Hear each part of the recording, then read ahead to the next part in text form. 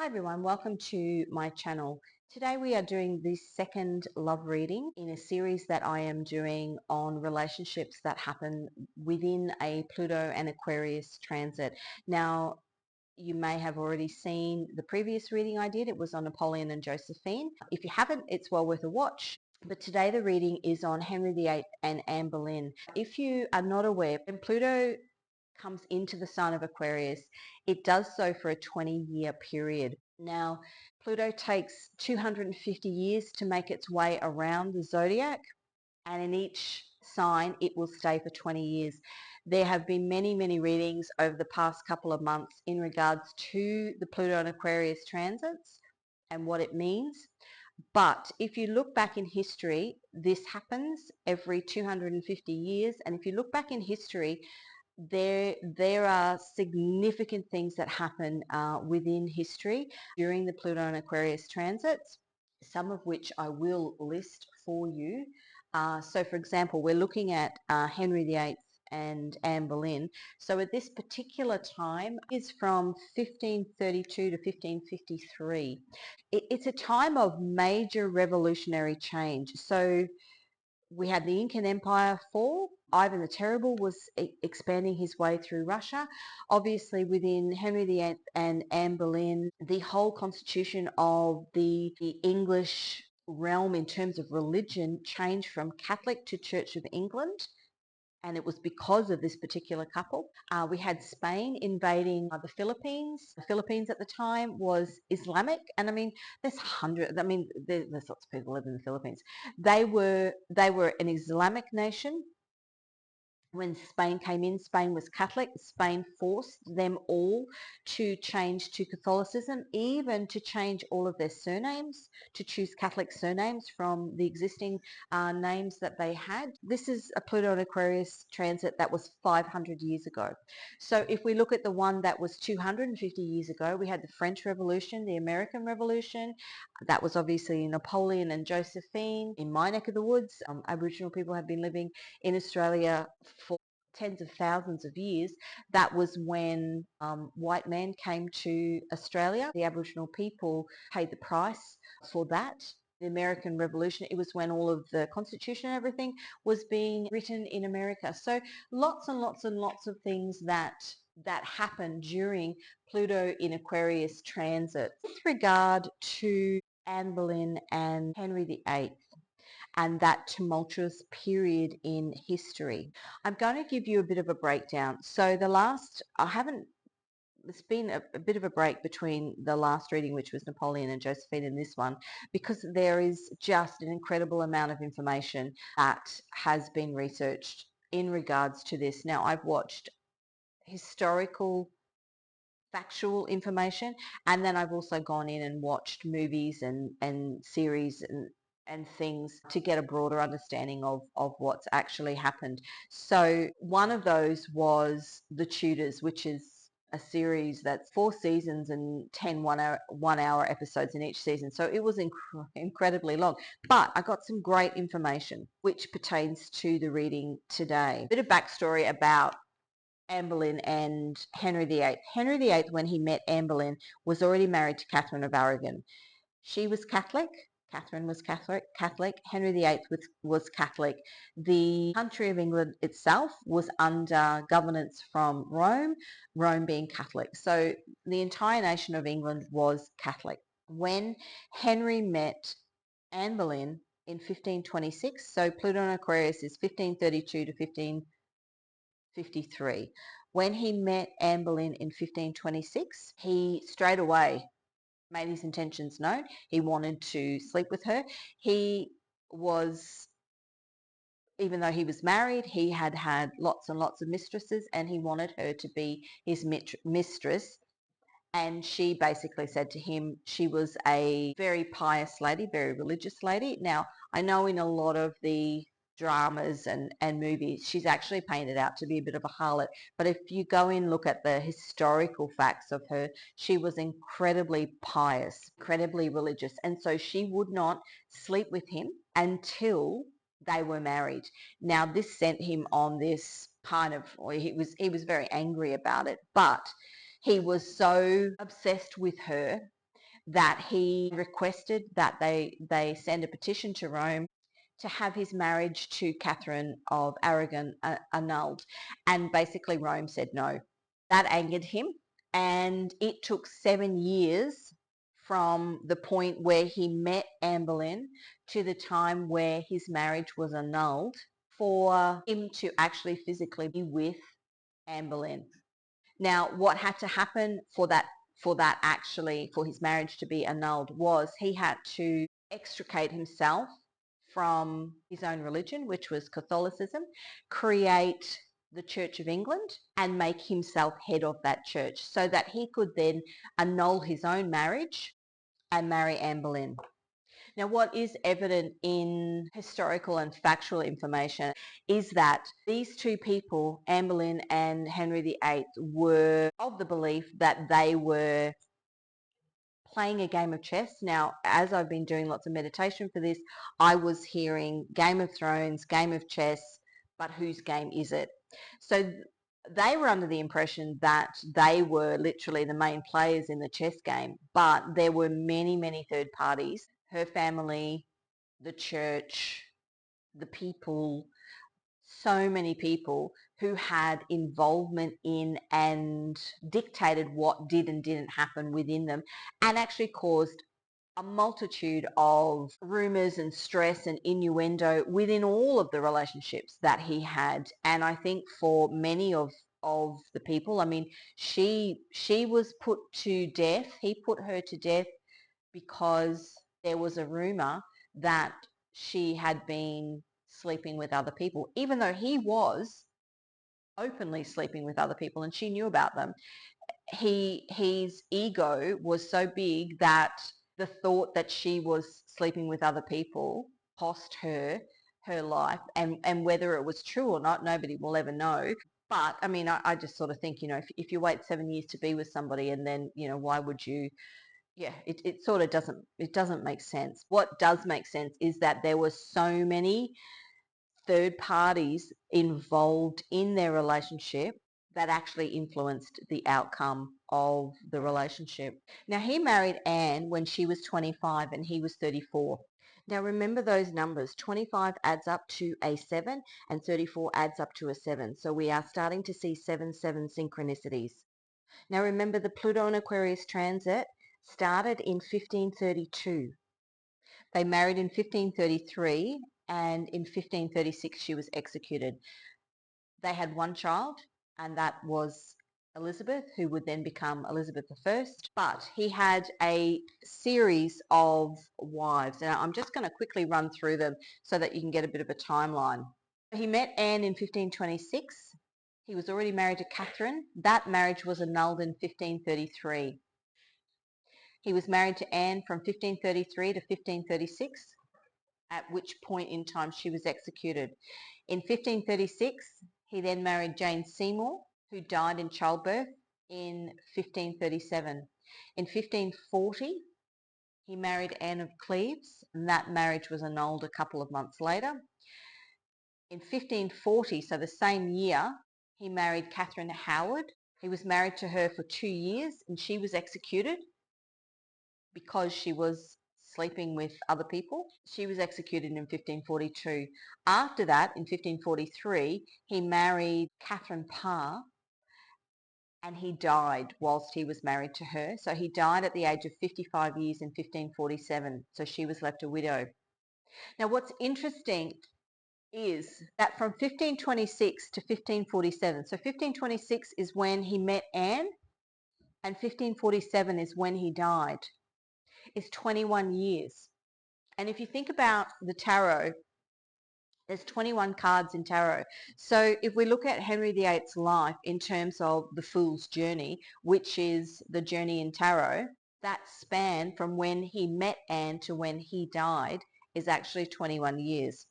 Now, what is fascinating is she, in one of the historical documentaries that I watched on her, they have a book which they have at a place called Hever Castle, which was her family home, I think. Now, it's called the Book of Hours. And as I said before, she was portrayed betrayed, I said as well, portrayed as an incredibly religious, pious woman. She had this book, and it was called the Book of Hours. It was a prayer dedication book to the Virgin Mary, and this book was meant to have the owner open a passage, say the prayer. You could say the prayer however many times a day, but essentially you were praying to the Virgin Mary. And as I said, she wanted to be a virgin when she married, which is why she made him wait the 7 years. Again, another 7 synchronicity, which is why he made the changes that he did to the church so that he could marry her. So there is a section in that book where she actually has written, so Anne Boleyn physically wrote in the book, and it is on a page which depicts the second coming of, it's a prayer depicting the second coming of Jesus Christ, which is called the Day of Judgment or Judgment Day.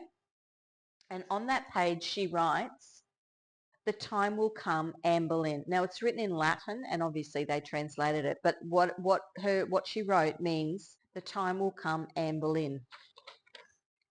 Now it's with regard to her asking, when is the second coming of Jesus Christ? When is he returning? And what's fascinating about it is that in the tarot, the Judgment card is actually the tarot card that represents Pluto. And she wrote this within this Pluto and Aquarius transit, which is obviously what's happening at the moment. Now, the other thing that's fascinating is Pluto and Aquarius in this particular period was 1532 to 1553. At the beginning of, in early, I think it was 1501, Michelangelo had been asked to paint a series of paintings in the Capella Sistina, which is the Sistine Chapel. He started these paintings in 1501 with the creation of Eve, which took him to 1510. He started the creation of Adam from 1508 to 1512. He basically worked his way through all of the paintings that you will find on the ceiling of the Sistine Chapel.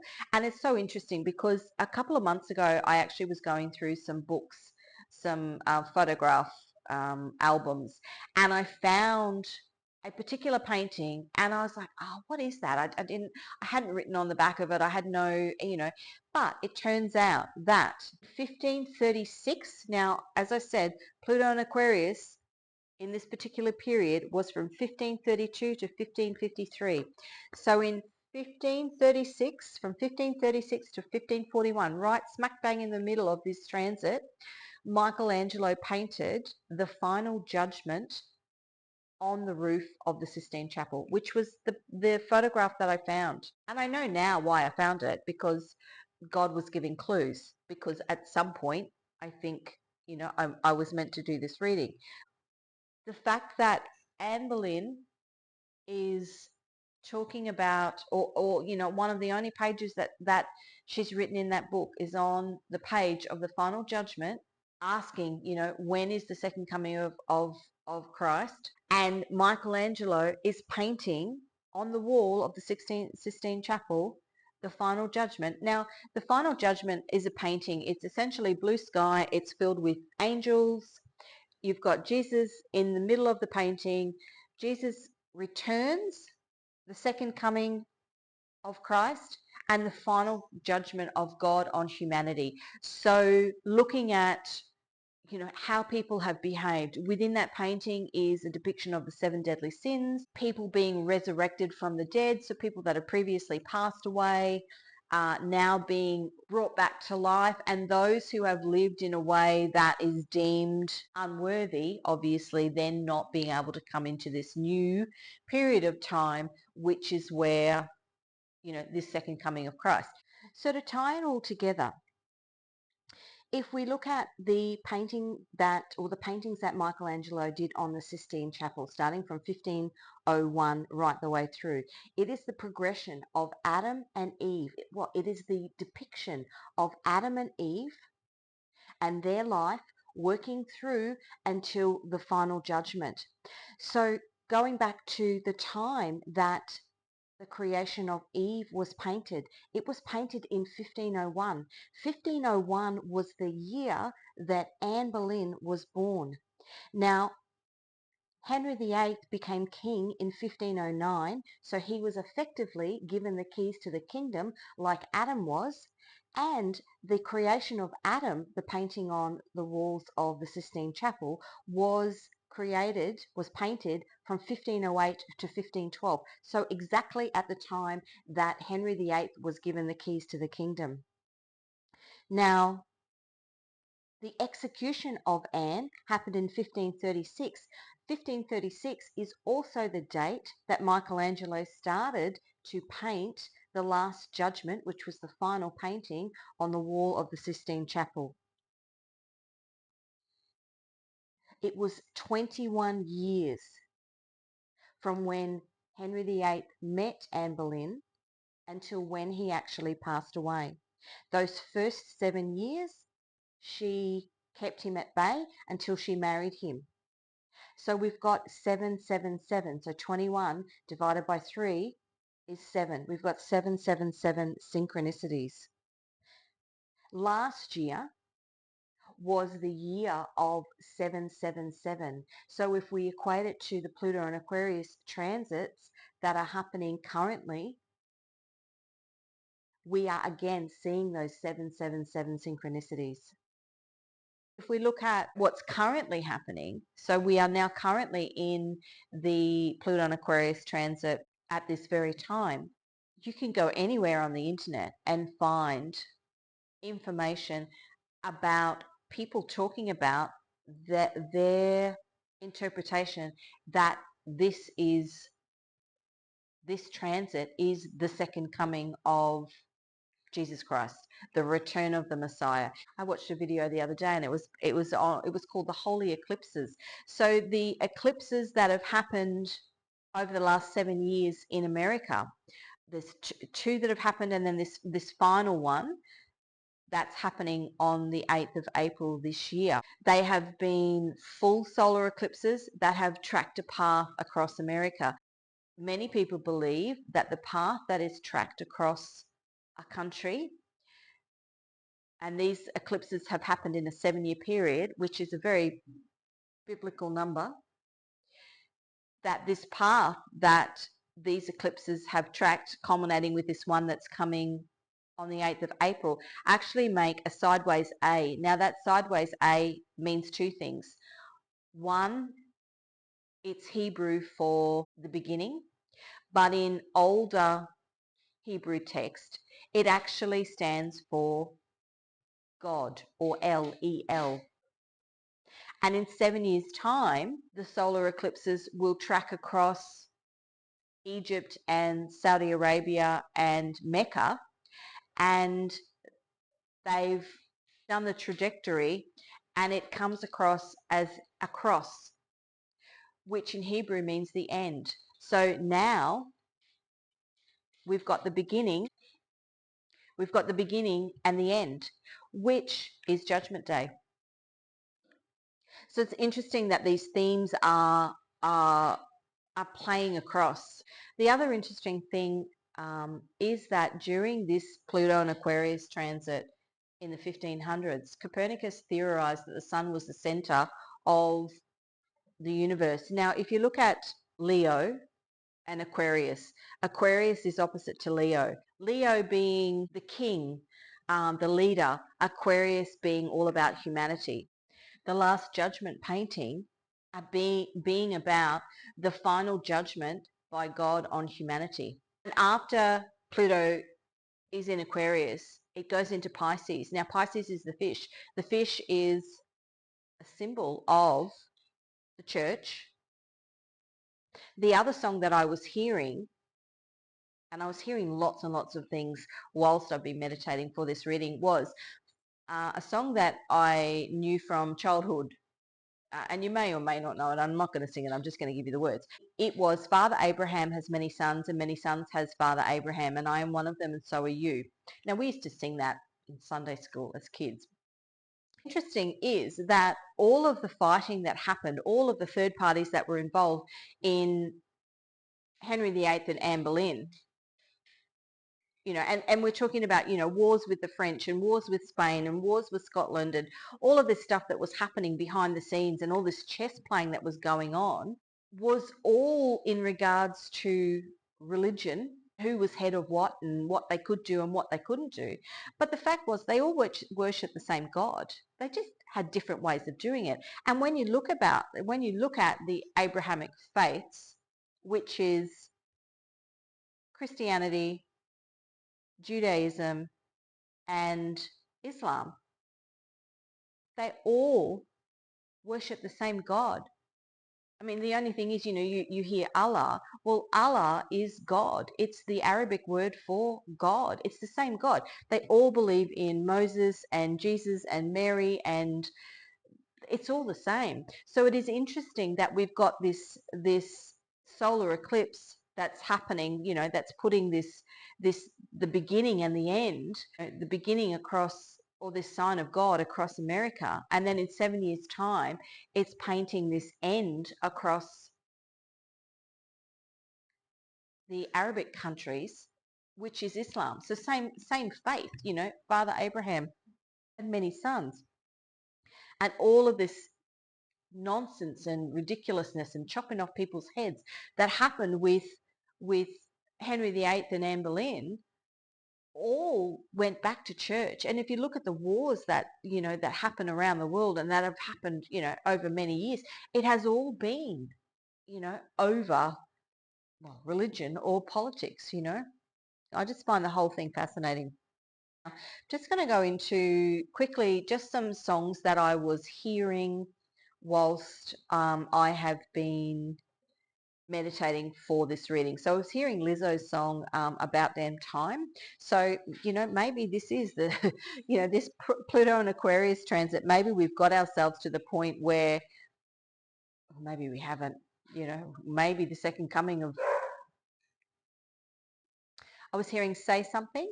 I was hearing It's Raining Men. I don't know why I was getting that. It's a bit left of field. I was hearing The Great Pretender by the Everly Brothers. I was hearing the words Pay the Piper. And I was getting references to the Seven Deadly Sins, and specifically the movie Seven, which I'm not sure I want to watch again. I did watch a long time ago. And as I said before, I was getting Game of Thrones, Game of Chess, Whose Game Is It? And Archangel Gabriel is going to blow the trumpet. Another thing that was really interesting was in that period of time where Henry VIII was separated from, well, she physically separated herself from him in terms of she wouldn't sleep with him. But between 1526 and 1533, Pluto and Aquarius started in 1532. So in that time between 1526 and 1533, which is that 7-year period, there was a major sickness that literally wiped out half of England.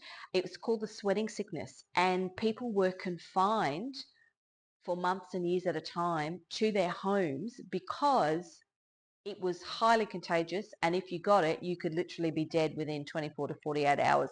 So if you think about in reference to now, we've just had COVID. So I think I said he was 34 when he married Anne. She was 25. She's actually buried in a chapel in the Tower of London called St. Peter. Well, it translates, it's in Latin, St. Peter. It translates to St. Peter in Chains, which is just horrendous. So he died at the age of 55 in 1547. 55 to me is a symbol of change. And what actually happened then, after Pluto goes into Aquarius, it transits then for the next 20 years into Pisces. And so it transited into Pisces in 1554. Now in 1558, Elizabeth, Henry VIII and Anne Boleyn's daughter, who had her royal title removed when her mother was executed, but it was reinstated by the Succession Act in 1543. Then she was given legitimate rights to the throne. She became queen in 1558, and her reign, now interestingly, her mother was a virgin before she married, which caused the whole change in England. Elizabeth decided not to marry at all, and she was known as the Virgin Queen, and her reign in England was actually known as the Golden Age. Now, the interesting fact about that is that there are other periods in time which are known as the Golden Age, and one of them is the Renaissance period, which is in the same Pluto and Aquarius transit. It's interesting that these synchronicities across times are cropping up, every 250 years. It all goes back to God, is what I've been hearing in meditation. That Renaissance period is a culmination of Christianity, Judaism, and Islam. It all ties in together. It all ties into God, because we can see the synchronicities between the paintings that Michelangelo was painting on the Sistine Chapel in relation to Adam and Eve and their final judgment, and the comparison that can be made between Anne Boleyn and Henry VIII and their final judgment. So now I've done enough talking. I am going to pull some cards. Let's see what information we get. I'm going to start off, I think, with...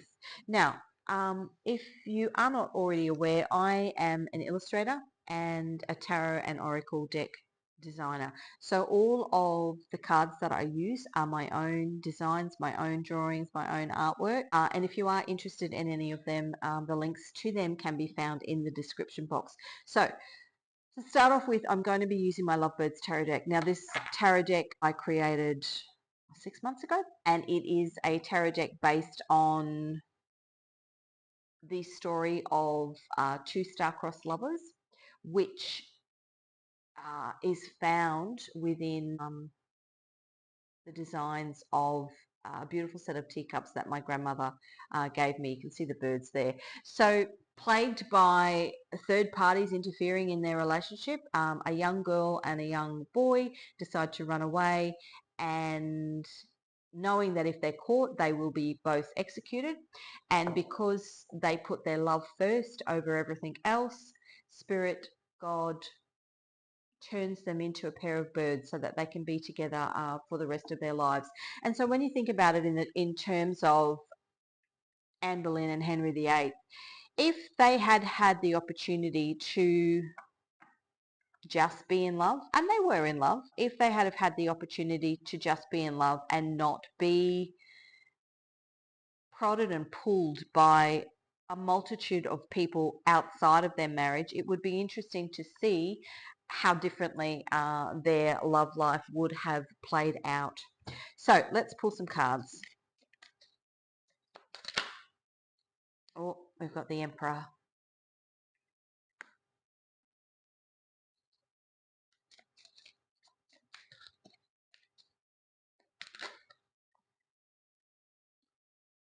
Four of Cups. Three of Cups.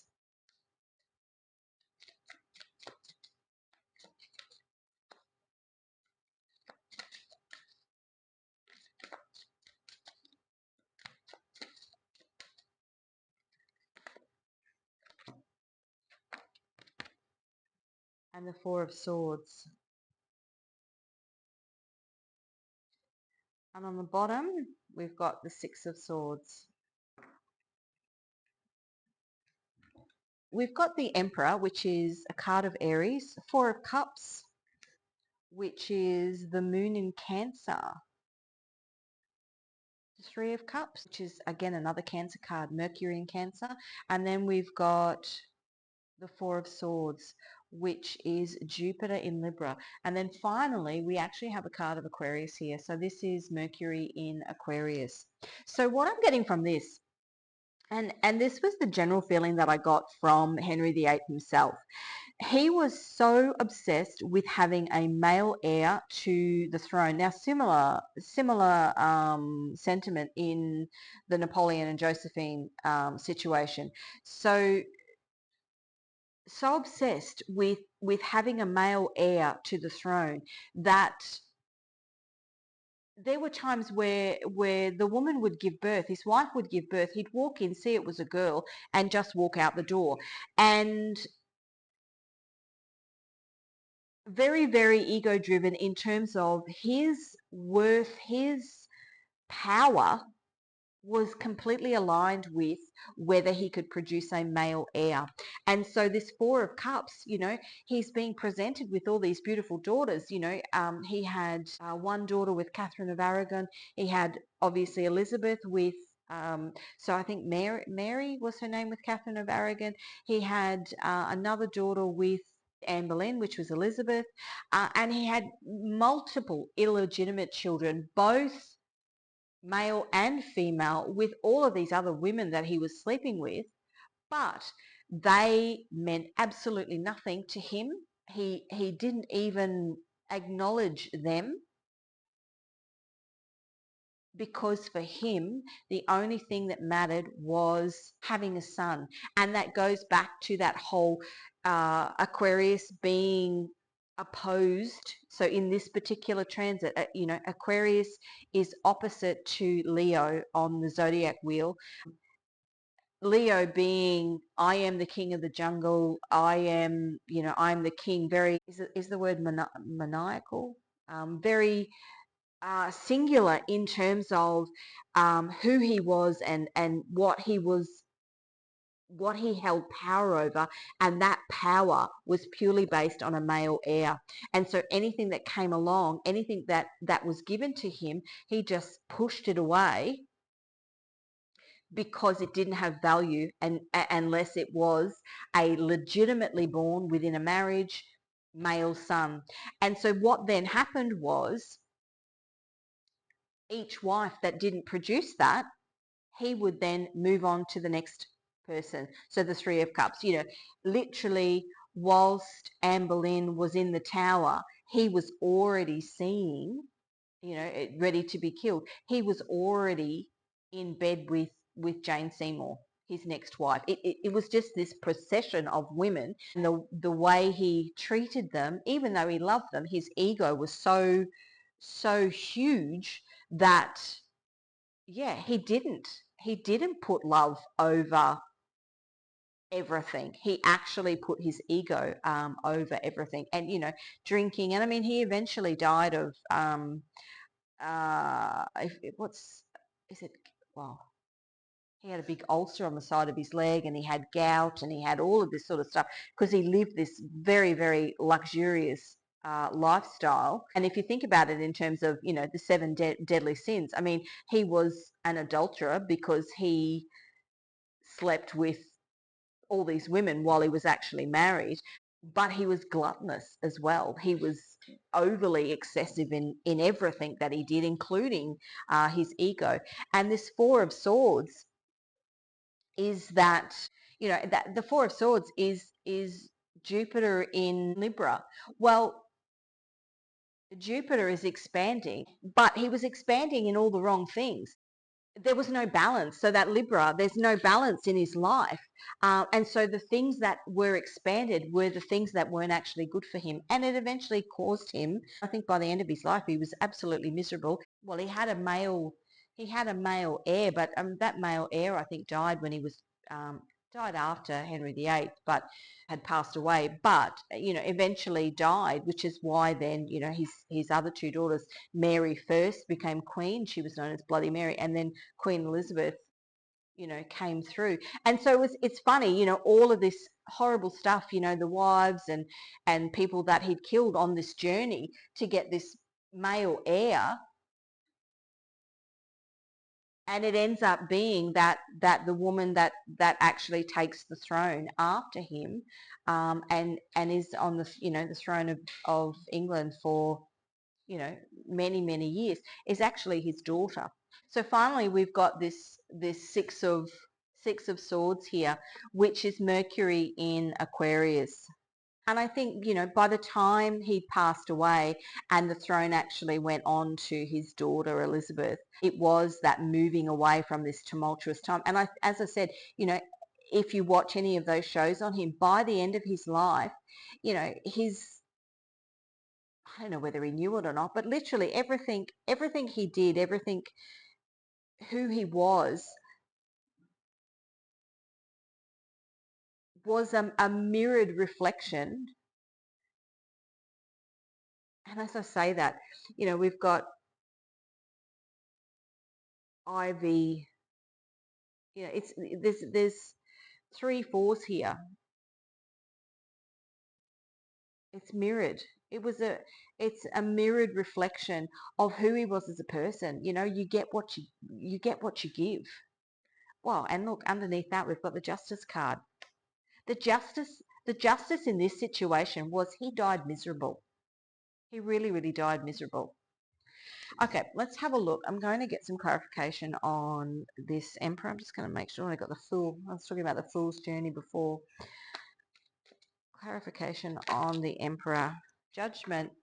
That is the card for Pluto in Aquarius. The judgment in this scenario, in this particular Pluto and Aquarius transit for Henry VIII is that he died in a loveless marriage. He was morbidly obese. He had taken the country down a path of financial ruin because of his egoic attempts to conquer cities in France, and the country itself, from a faith perspective, was in turmoil. He didn't get what he wanted because he was unbalanced. He put all of the wrong things first. And it's interesting because in the last couple of days, I've really been thinking about who are we as a collective? The people that are on the earth at this present time with us now. Are we all, if you believe in past lives, are we all reincarnating in each lifetime? Do we all come back every time a Pluto and Aquarius transit comes? Do we all come back hoping, God hoping that deep within we know we've already experienced that in the hope that this time there's something better? Is that the evolution of our souls?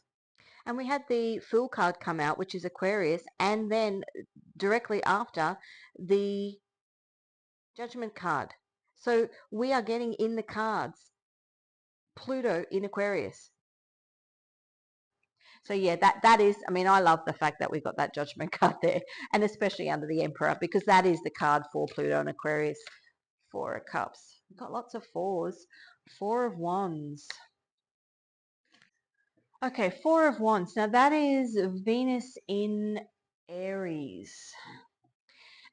And when you think about this, this jumping from relationship to relationship, from marriage to marriage, to Venus. Venus is the symbol of the woman. Aries, that rush from one to the next. I mean, literally, I think three of the relationships that he had, he was remarried within the year. I mean, some of them, he was already sleeping with the new girl before so this rush from one to the next in this desire to get this heir to the throne. It was like a revolving door. Okay, Three of Cups.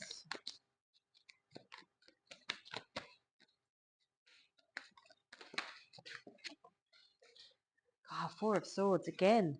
We're getting the same thing. Four of Swords again. Jupiter in Libra. And I said, sometimes is the Four of Swords is often depicted as a time of self-reflection, a bit like the Hermit card, just taking some time out to actually reflect on why things are working or why they're not. And he wasn't doing that. He was out there looking for the next wife. So he didn't take this. And this is why, Jupiter in Libra, the balance that he should have been seeking, expanding his mind to understand that the balance he should have been seeking was not going to come if he just kept jumping from bed to bed. I know it, like in the Tudors, he was, yeah, it was quite a good looking guy that betrayed him. But I mean, you've seen pictures of him. I mean, he wasn't, yeah, I don't know. Lots and lots of women just jumping into his bed because he was the King of England. But, you know, okay, let's have, oh, goodness, take those. Oh, goodness. So we've got the Star. I'll put that there. Two of Cups, Soulmate, and we've got the Empress. And that's interesting because, and on the bottom we've got the Seven of Swords, which is just perfect. So the Empress, oh, so the Star is an Aquarius card. So we've got the Empress here, which is Venus. We've got the Two of Cups, is Venus in Cancer, and we've got the Star, which is Aquarius. And then over here we've got the Seven of Swords, which is illusion, but it is also an Aquarius card. It is the Moon in Aquarius. And what I take from that is, in his relationship with Anne Boleyn, if we're looking at this, he moved on and got married, chopped her head off, got married to somebody else, and then, that wife ended up dying in childbirth. So he was fated. It was fated that he met Anne Boleyn in order for the church to change within England. And that was meant to happen that way. That was a soulmate connection. She was the empress to his emperor, but he was so disillusioned because of his ego and his desire to have a son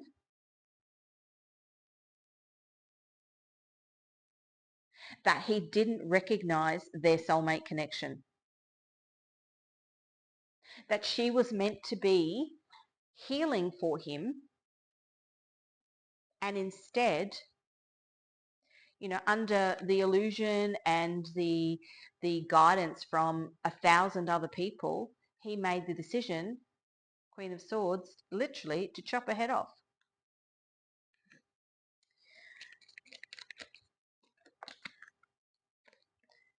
Three of Swords. So the Three of Swords is Saturn in Libra.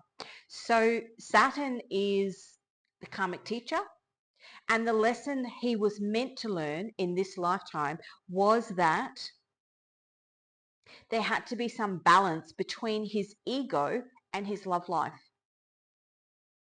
And because there wasn't balance, it ended in heartbreak for him. Let's have a look at this Four of Cups and Four of Wands. Nine of Pentacles, which is freedom, liberation. Now the Nine of Pentacles is Venus in Virgo. Now Venus in Virgo is often depicted as the Virgin Mary. Virgo being the Virgin and Venus being Mary. So the fact that, Anne Boleyn writes about the final judgment in the Book of Hours, which is a prayer book to the Virgin Mary, and her daughter ends up, she won't marry, Anne Boleyn won't marry Henry VIII until he's divorced, and she won't sleep with him until they're married.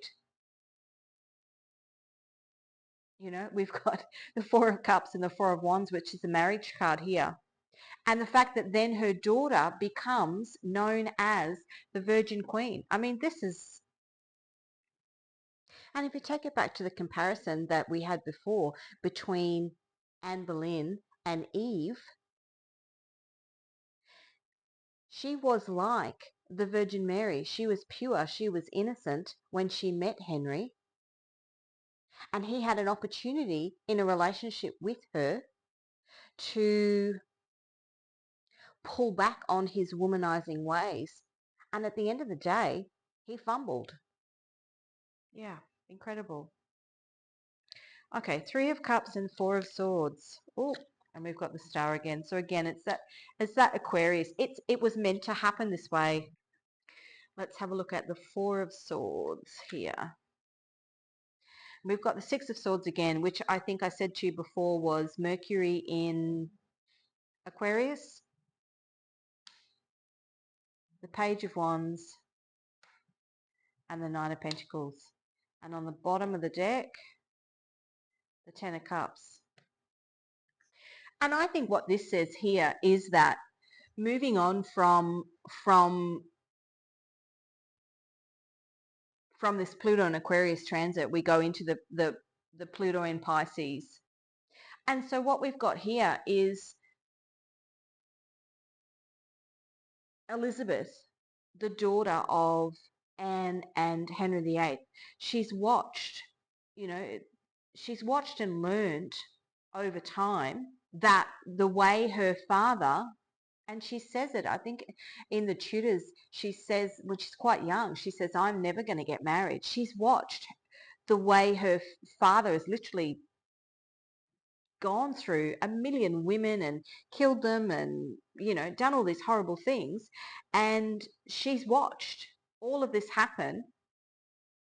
And she was meant to watch it because in the future, which is Ten of Cups, which is a card of Pisces, she comes into power in Pluto in Pisces, becomes known as the Virgin Queen, which is this Nine of Pentacles card. And, the Ten of Cups, which is the Golden Age, which is the Pisces card. So she watches all of this and then becomes this beautiful queen. Now, when you look at the Elizabethan era, which is when she was in power, it was obviously, as I said, known as the Golden Age, but it was also a time when all of the arts flourished. It was William Shakespeare, this beautiful time in history that all happened because for her, she was married to England. She didn't want to be married to a man. She was married to England. And so that's how she lived her life. And it served actually her country really, really well. Yeah, that Ten of Cups is Mars in Pisces. And she was very, very adamant. I mean, they tried to marry her off. She was very fiery about the fact that she actually didn't want to get married. Okay, let's get some messages from the channel messages deck. See what wants to come out. See if there's anything that Spirit wants us to know. And it's interesting because you look at, this big game of chess. If you look at what's happening, be confident, which is what Elizabeth was. Yeah, karmic cycle. She watched the karmic cycle that her father put her, her family, everything through. Be confident. Baby steps. She watched this Nine of Pentacles here. She sat back and she watched the little explorer page here. She literally was the student of her father's disastrous relationships, fall from grace. She watched her mother, Anne Boleyn, and Catherine Howard, who were queens at the time, have their head chopped off, fall from grace, go from literally everything, and divine intervention. She watched it all happen. Very interesting. There was something I was going to say and I can't. Oh, that's what I was going to say. When I was talking before about what happens in previous transits, and are we as a collective, the people that are currently on the planet living this current Pluto and Aquarius transit, were we here back in the last one? Are we the ones that are meant to, every 200, so that was 500 years ago, this particular one happened. What did we learn from 500 years ago to 250 years ago? What have we learned from 250 years ago to now? And I think about, these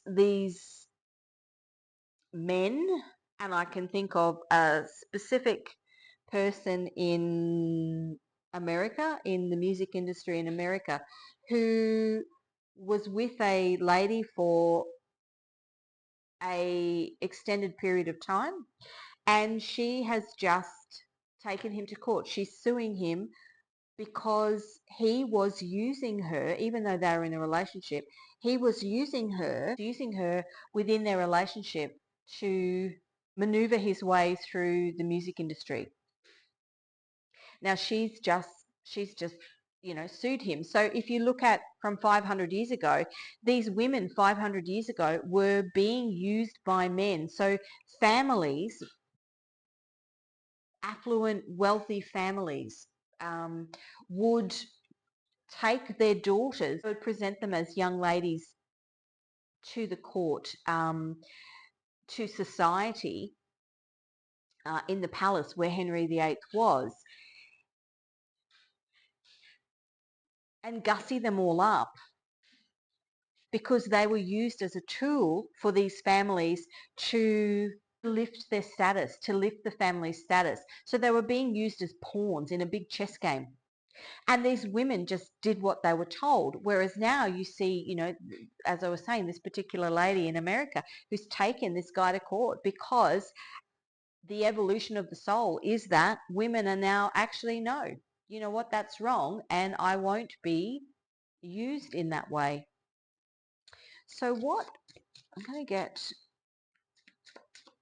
an angel card just to see what angels work with us through these times. Number 16, loyalty. Yeah, Henry VIII needed to learn loyalty. He needed to learn that you don't go from marriage to marriage to marriage. He did not have any loyalty to any of his wives, even the ones that he loved.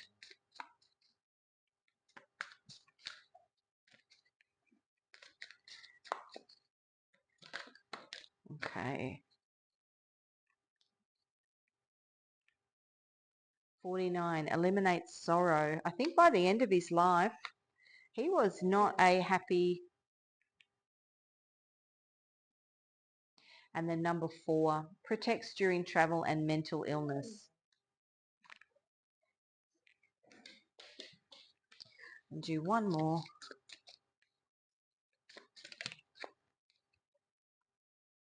Number 6, desire to heal the arts, fortune and fame. Yeah, he was all about his public persona, whether he had a male heir or not. And, I think that this particular lifetime, I think upon reflection, his day of judgment, when he knew his time was coming to an end, was, I've been striving for all the wrong things, and I'm leaving this earth not very balanced and not very healed. And number 20, protection and guidance on your spiritual journey. And I think, as I said, if we are returning each Pluto and Aquarius lifetime, that's those angels potentially working with us across those lifetimes. And look at that. I didn't look on the bottom. I forgot to turn it over. You are protected. Those angels protecting and guiding us on our spiritual journey over lifetimes. You are protected. Because these are the lessons that you're meant to learn. So these are some love messages. Now, I'm going to see what comes out. It may be messages from higher self. It could be messages, from, what maybe at the end of his journey, what Henry VIII may have said to Anne Boleyn if he had have not listened to his ego. Take the first step. Maybe he should have taken the first step in recognizing that, just because you're angry with somebody, you don't cut off their head. Yeah, you are often on my mind. And I think she was. I mean, he pursued her for 7 years. That's a long time to pursue somebody. Healing, wanting to heal the situation, maybe wanting to make a different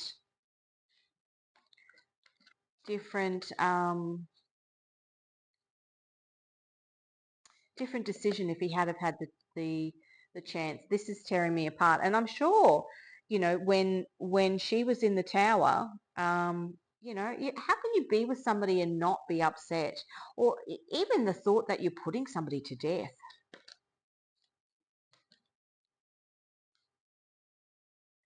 Yeah, head versus heart. He made that decision based on his ego.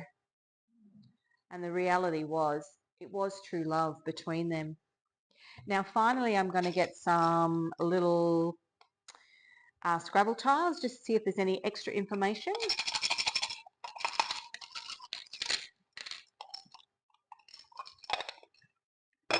Okay, we've got a H, that's Henry, H4. An N with the number 1, a G with the number 2, an F with the number 4, a C with the number 3, an I with the number 1, an M with the number 3, a V with the number 4, an E with the number 1, a K with the number 5, a U with the number 1, an L with the number 1, a D with the number 2, a J with the number 8, and an S with the number 1.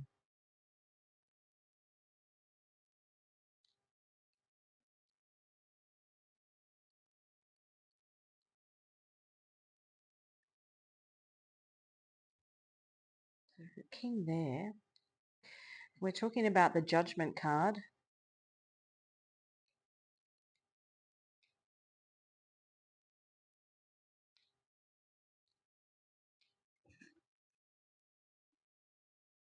I just saw, popped into my head multiverse, and that goes back to, you know, what's playing out back then is potentially playing out again.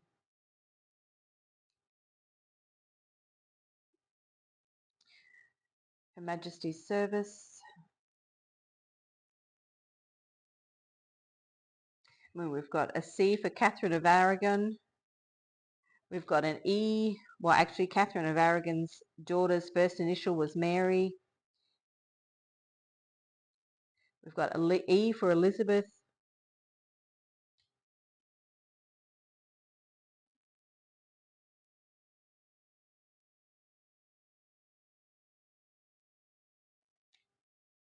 Jane Seymour.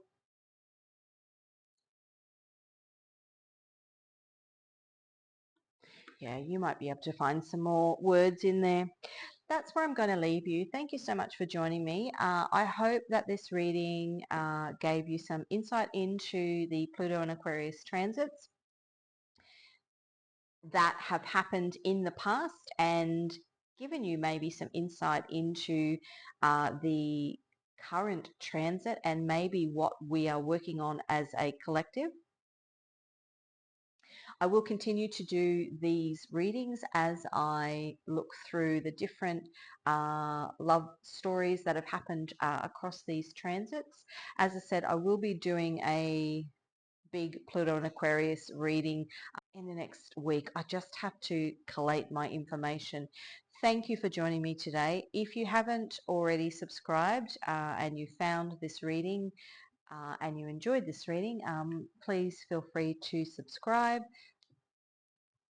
If it was of interest to you and you think others would be interested in it, please give it a like, a comment, or share it. Wishing you a lovely day.